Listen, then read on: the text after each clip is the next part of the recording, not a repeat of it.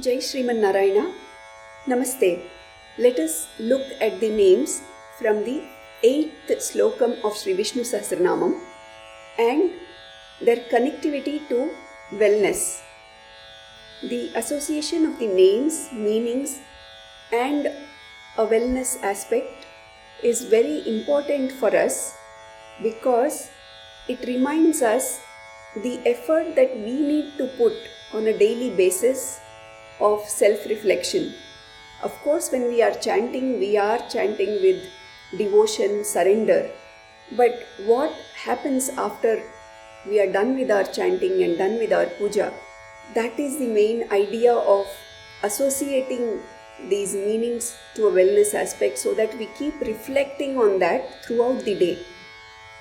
So let's start with the names in the 8th slokam.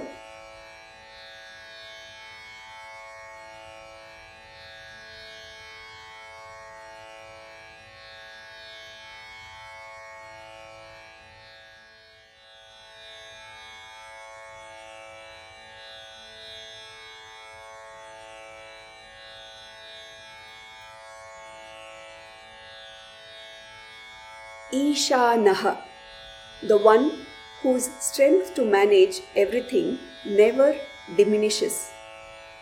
Which work, which attitude and which environment keeps you going? Human beings go through ups and downs not only in lifetimes but during a day too with their energy levels. At those moments, it is essential to first understand and then take appropriate action as to rest or shift to a different activity or environment. The activities that we are interested in generally do not make us feel low. Similarly, the environment where we feel part of encourages us, and then of course our own attitude can cheer us up. A practice tip. Tonight, before going to sleep, sit in meditation and reflect on how did you feel throughout the day. If there were low moments, was it from the activity you did? Was it from the environment? Or was it from your own thoughts? Pranadaha, the one who provides the strength for the Nityasuris to do their daily service with joy and devotion. Where are you deriving your strength from? Whom are you dependent on to regain your strength? It is important to know where are we deriving our strength from at physical plane, at mental and intellectual plane, at emotional plane, at spiritual plane and at social plane. As you can see, all of these are connected and science is revealing the interconnectedness more and more. Sometimes strength in one of the planes can be so strong that it nullifies the weakness in the other plane. Nevertheless, it is important to know so that when we become weak in that plane, we can still feel strong overall from another plane and combat that weakness. Have you seen spiritual masters and the amount of energy they have? Are they measuring their protein, their carbs, their fiber and their vitamins? Are they doing cardio and strength training as per recommendations? A practice tip. Reflect on which plane are the spiritual masters and guides deriving their strength from. Pranaha, the one who is inside the Nityasuris as their soul. What causes us to doubt energy work? In the healing space, there are many philosophies and energy work is one of the ancient signs of healing in many traditions, be it yoga, Ayurveda or homeopathy or Qigong or Tai Chi or acupressure or Reiki or pranic healing or music therapy. All work on the fact that the root cause of our disease is the imbalance in the energy fields within us. They all work with the body by nudging it to adjust the energy fields so that the imbalance is corrected by the body itself. Energy work demands much more practice and sensitivity and maturity from both the practitioners and the client as there is personalization involved. Two people can have the same symptoms but they might be prescribed different remedies based on their predisposition. Based on how the body responds to the remedy, the course of the treatment evolves. Sometimes this can be perceived as hit and trial. This is one of the reasons for people to doubt energy work. In energy work, it is easier to misguide a client. It is very important to build a relationship with a doctor to know him or her and feel comfortable. People who depend on external interventions for their well-being or people who are sense organs oriented may feel energy work skeptical. A practice tip: try a Qigong tapping exercise and see if you feel a shift in your energies. Jeshthaha, the one who is abundant even after being experienced at all times by himself and the Nityasuris. Under what circumstances do we feel good while giving? Have you noticed that even if we may be capable of giving and want to give, if there is no one to receive or they don't ask for it and we just push it to them, giving doesn't feel good.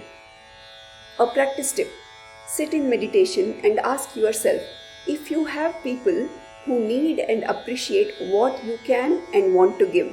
Remember, you can always find people who want what you can give. Shresthaha, the one who is always extolled by the Nityasuris. What is our relationship with our masters and guides? Are we on a daily basis remembering our masters and guides and feeling grateful? At various points in our lives so far, we would have come across many masters and guides in human form whose knowledge and compassion might have shifted our energies and sometimes the course of our lives. They could have touched us in any way and not necessarily in the spiritual context. Any learning that we have received, we play a part to learn, but someone else played a part to share. When we become accomplished in our learnings and when the world might see just us, it is so important to share with them about who all were behind our learning. Some teach us directly and many support us indirectly. Let us include all in our gratitude.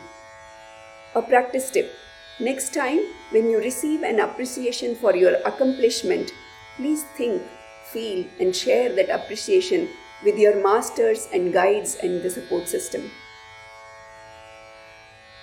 Prajapatihi, the one who is the master of Nityasuris who are at a higher consciousness level than Baddhatmas. How do we behave with people who are higher in consciousness than us in a particular area and with those who are lower in consciousness than us in that area? Consciousness word generally is used more in the spiritual context. Consciousness can also be seen as knowledge and experience and wisdom in an area of expertise. When we are with a higher conscious being, three things can happen. We can become their student and learn. We can feel a mutual connection and support each other. Or we can feel insecure. When we are with a lower conscious being, again three things can happen. We can uplift them with humility. We can feel a mutual connection and support each other. We can feel irritated. Are we conscious of the choice that we are making? A practice tip: sit in meditation and bring into mind the instances of your interaction with a higher conscious being and then a lower conscious being. What feelings arise in you? Gratitude, support, insecurity, humility, irritation. Hiranyagarbha, the one who eternally resides at Paramapadam, which is very pleasant and joyful. Can joy be practiced or is it based on situations? Joy, love, these are all very abstract ideas and we have given them name based on behaviors. If someone smiles, we perceive that they are feeling joy at that moment. If someone hugs us, we perceive they are feeling love for us at that moment. If someone is sad, we perceive absence of joy. If someone is angry, we perceive absence of love. What Vedic scriptures tell us is that we are joy and love. And when a block gets created, that joy and love can no longer be seen. So then, what does practicing joy mean? It means to remove the blocks. A practice tip: sit in a comfortable position, bring your dominant hand in front of your face and say, I am joy. Then bring the other hand in front of your dominant hand and say, I cannot feel joy. Then remove this hand and see the dominant hand and say, my block is removed and I am joy. Bhu-garbha, the one who protects Bhumi Devi like a mother carries her child in her womb. What are we doing to protect Mother Earth? Just thinking about the changes that are happening to Mother Earth can bring in the awareness to see what we can do at an individual level. Never doubt your contribution. Every drop counts and every change counts.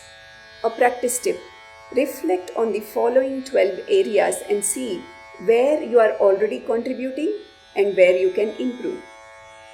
Consume less, compost, choose reusable over single use, upcycle more, recycle properly, shop second hand, buy local, use fewer chemicals, walk, bike, carpool, use less water, use your purchasing power for good, conserve electricity.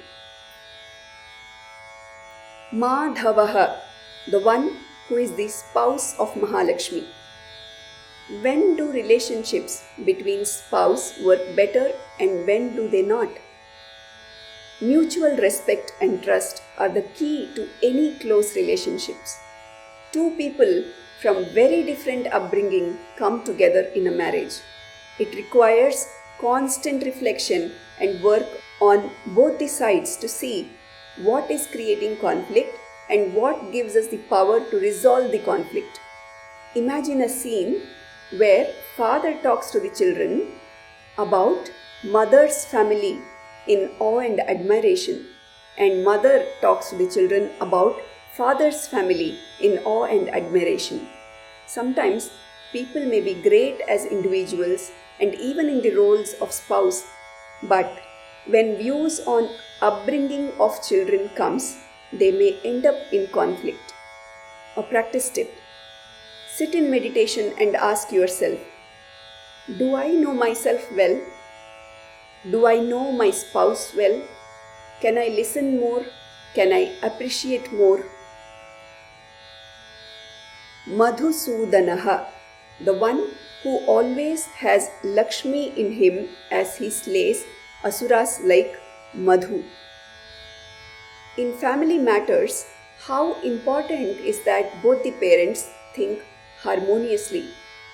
Thinking alike is different from thinking harmoniously.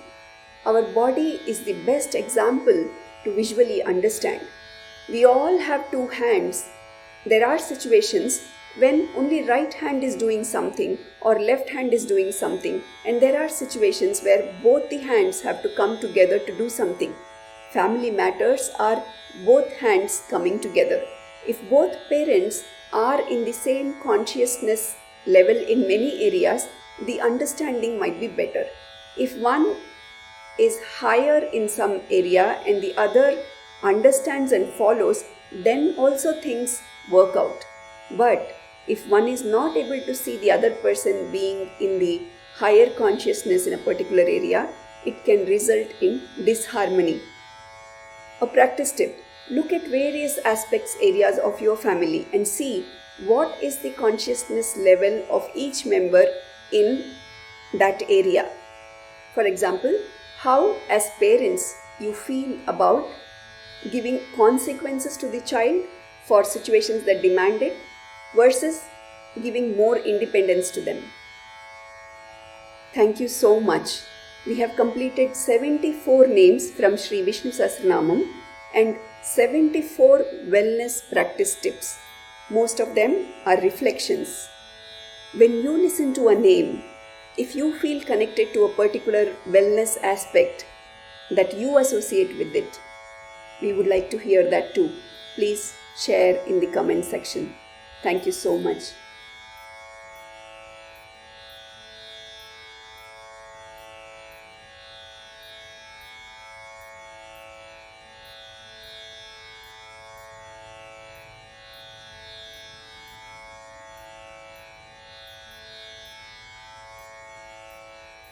Om Sarvam Shri Krishnarpanamastu.